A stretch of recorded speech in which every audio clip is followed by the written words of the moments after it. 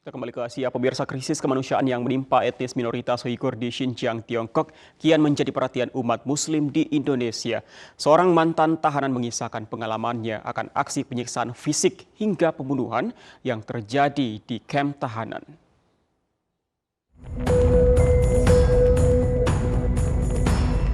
Dalam konferensi pers yang berlangsung di Jakarta hari Sabtu, seorang wanita dari kelompok minoritas Muslim di Tiongkok mengisahkan pengalamannya saat menjadi tahanan di Xinjiang.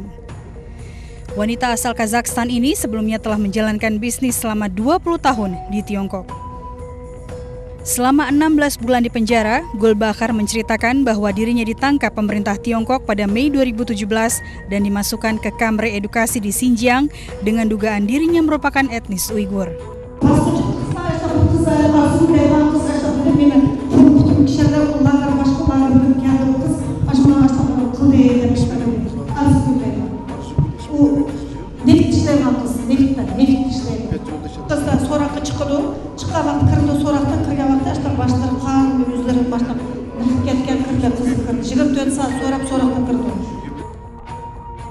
Selama dalam tahanan dan interogasi yang dilakukan oleh pemerintah Tiongkok, Gulbakar dikurung dalam ruangan berukuran 7 x 3 meter persegi dengan tahanan lainnya. Selain itu, mereka tidak boleh melakukan ibadah dan diberikan jatah makanan yang terbatas. Sebuah televisi yang ada di ruang tahanan berisikan informasi mengenai Tiongkok. Tangan dan kaki mereka diborgol. Jika ada gerakan, mereka akan dibawa ke ruangan gelap dan akan disiksa oleh penjaga.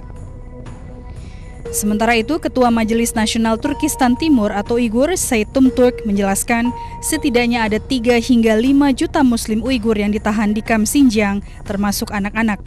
Tidak hanya itu, sedikitnya 90% masjid di Xinjiang bahkan dihancurkan oleh pemerintah Tiongkok. Said Tumturk juga menolak laporan kantor berita Associated Press yang mengatakan bahwa kamp reedukasi dimanfaatkan oleh pemerintah Tiongkok hanya sebagai kamp kerja paksa, melainkan penindasan ideologi dan fisik. Avrupa Parlamentosu'nun rakamlarına göre 1 milyon Uygur Türk'ü Çin'de bu Nazi kamplarında işkence görüyor ve bu işkence kampları derhal kapatılsın diye açıklama yaptı 3 ay önce. Biz biliyoruz ki bu 1 milyon değil, en az 3 ila 5 milyon civarında Uygur, Müslüman burada işkence görmekte. Uygurlardan işkence gören kamplardaki Uygurların ailelerine Çinli göçmenler yerleştirilmekte. Kardeş aile projesiyle erkekler buraya yerleştiriliyor. Yine kızlarımız zorla Çinlilerle evlendiriliyor.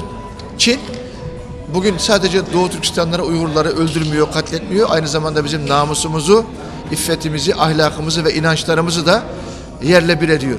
Böyle bir zulümle karşı karşıya.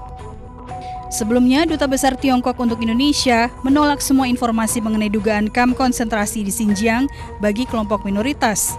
Pemerintah Tiongkok beralasan mereka hanya membangun kamp edukasi untuk meningkatkan kemampuan dan taraf hidup kelompok minoritas termasuk Muslim Uighur. Dari Jakarta, tim iNews melaporkan.